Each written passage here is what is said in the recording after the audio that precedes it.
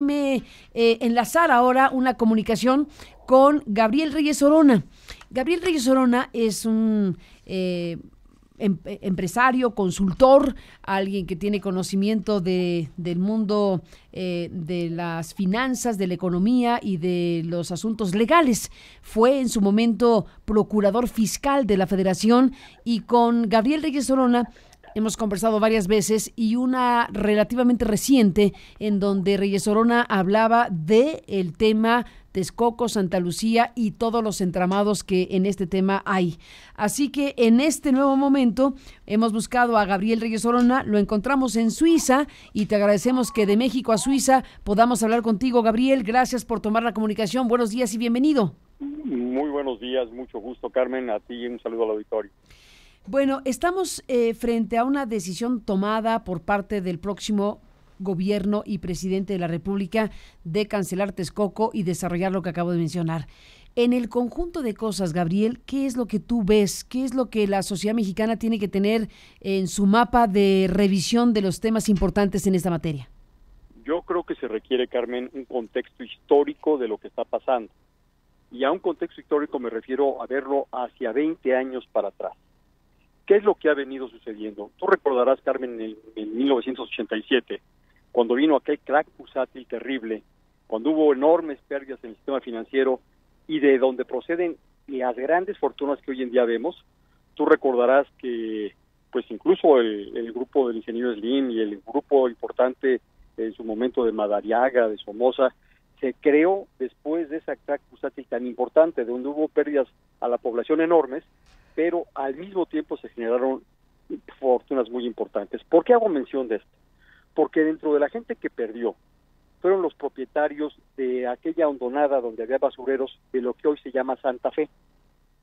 En aquel momento el gobierno federal se quedó con todos aquellos terrenos a través de un fondo de apoyo al mercado de valores, el conocido como Fameval, que en los 80s, a finales de los 80s, era el hermano del Fobaproa en materia bursátil.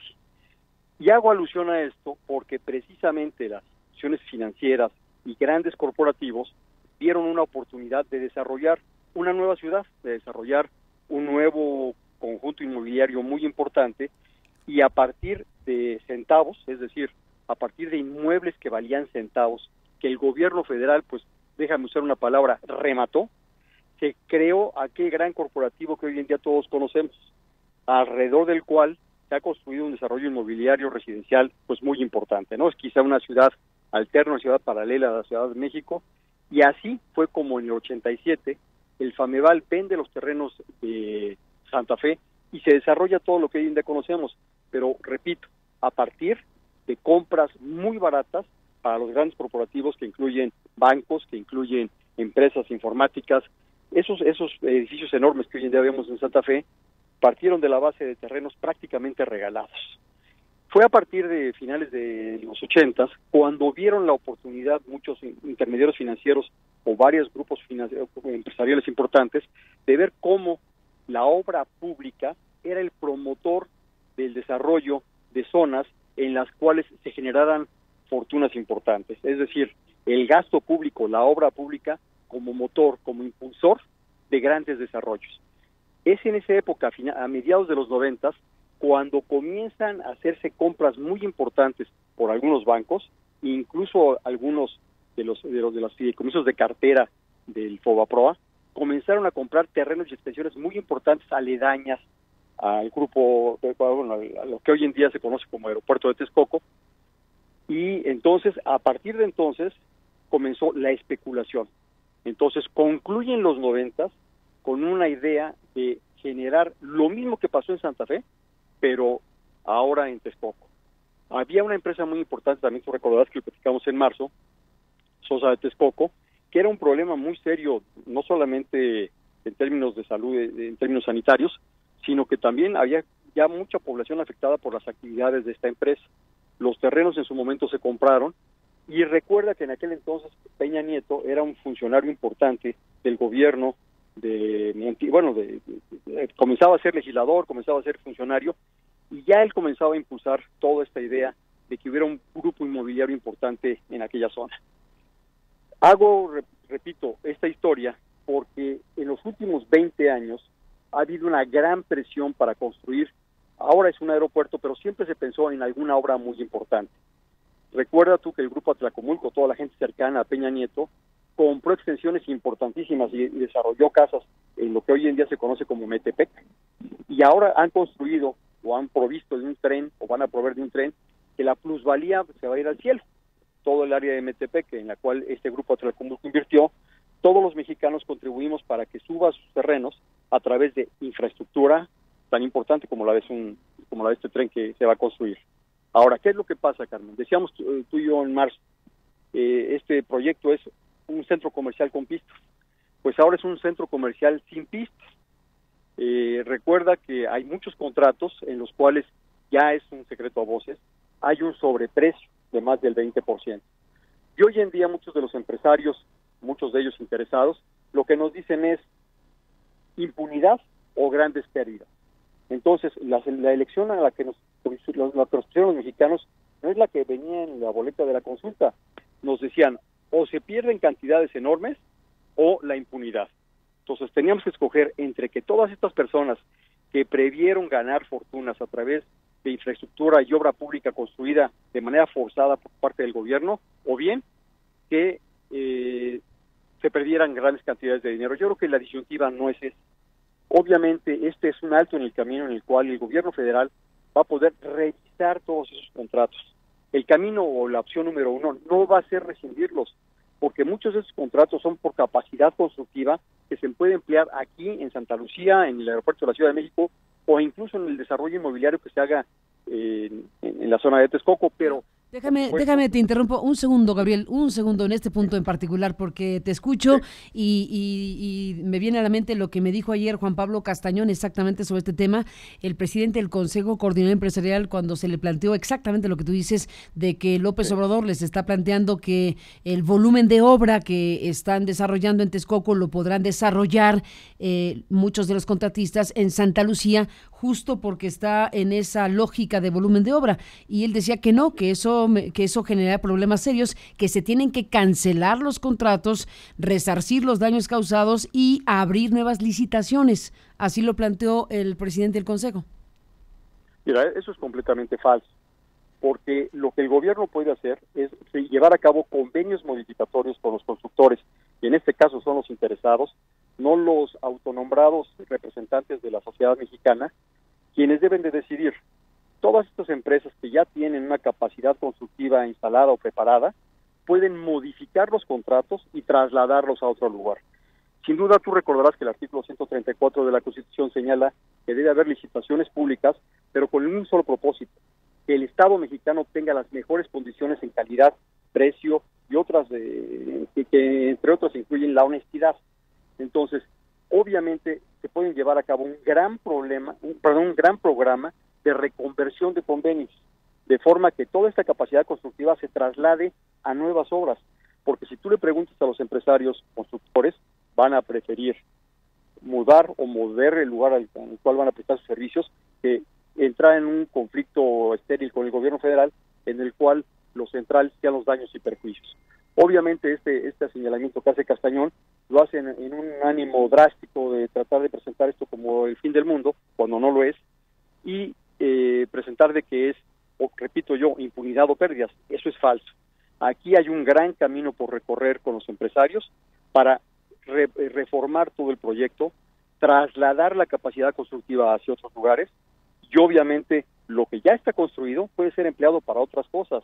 Este lugar en el que se estaba construyendo el aeropuerto de Texcoco puede ser un gran desarrollo donde haya universidades, hospitales, y aprovechar toda la infraestructura que ya está montada.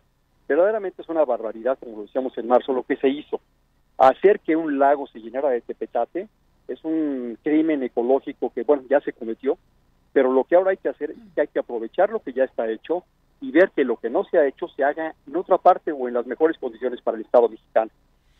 Ese lago ya no se puede recuperar hasta donde puede uno entender, porque el daño ecológico, ecológico quizá no sea irreversible, pero sí, el daño ecológico que generó Peña Nieto en esta zona de Texcoco es gravísima. O sea, nosotros tenemos un grave problema de aguas, un grave problema de cuencas, un grave problema no solamente de alumbramiento y de aguas, sino de aprovechamiento de las cuencas, rellenar lo que fue un lago con Tepetate verdaderamente es un crimen que con los años y que la calma se recobre por parte de los empresarios, se va a dar cuenta de la barbaridad que Peña Nieto hizo en esta zona. Pero bueno, ya... Alguien me daba el dato, perdón, que déjame, te interrumpo un segundito nada más, Gabriel Reyes Orona, sobre este punto, porque sí suena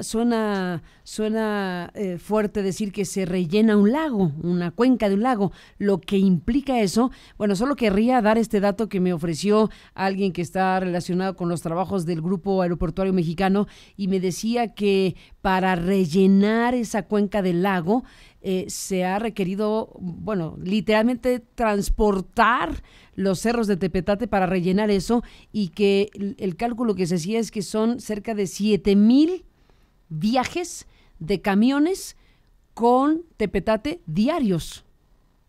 ¿Te acuerdas que te decía yo en marzo que era un mar de Tepetate? Pues eso. No era una exageración, verdaderamente lo que los mexicanos pusimos ahí es un mar de Tepetate, donde lo que deberíamos hacer es rescatar un lago.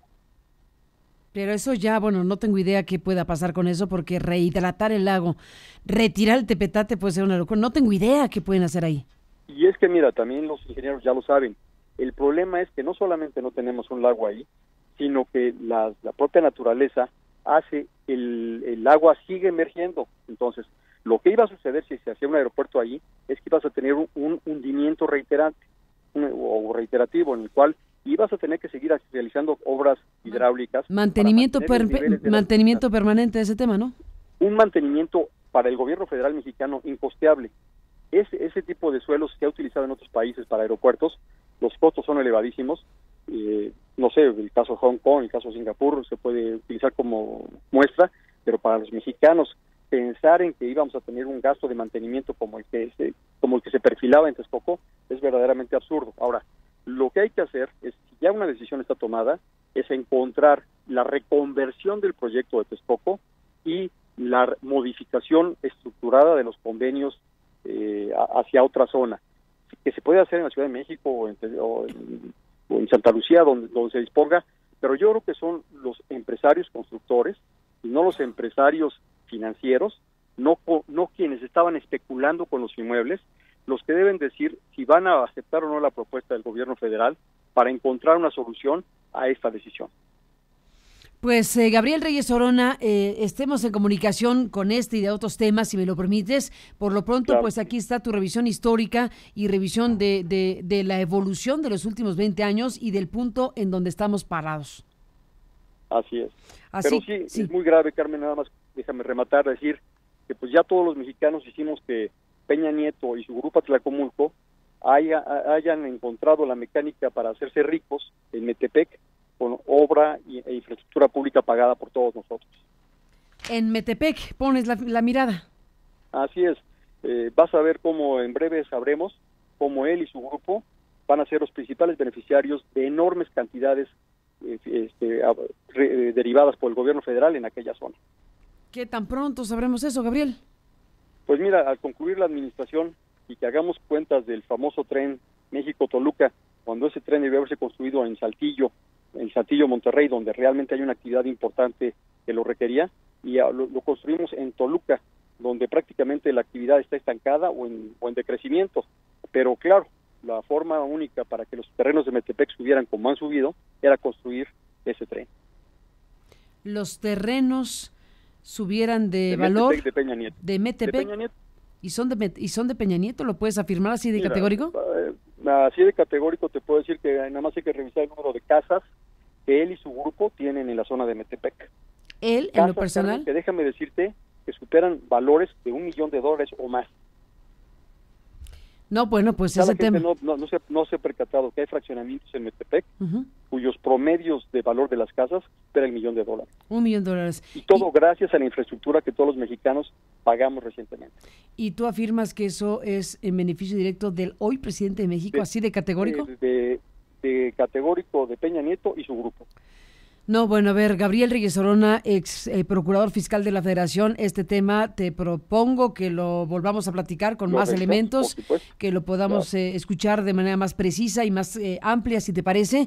Dejamos aquí tu planteamiento y te emplazo a que nos veamos pronto y podamos conocer con detenimiento lo que estás afirmando sobre un asunto tan delicado. Así que, bueno, de regreso a México, cuando estés por acá, te agradecemos el enlace México-Suiza y seguiremos hablando, si me lo permites, Gabriel. Buenos días. Por supuesto que sí, muchas gracias. Gracias al ex procurador fiscal de la Federación, con esto que deja aquí de salida de la entrevista, y ya nos detendremos con él para revisarlo con mayor amplitud, para saber qué tipo de elementos tiene para afirmar lo que acabamos de escuchar hace unos instantes sobre Metepec y el grupo político del presidente de la República. No agrego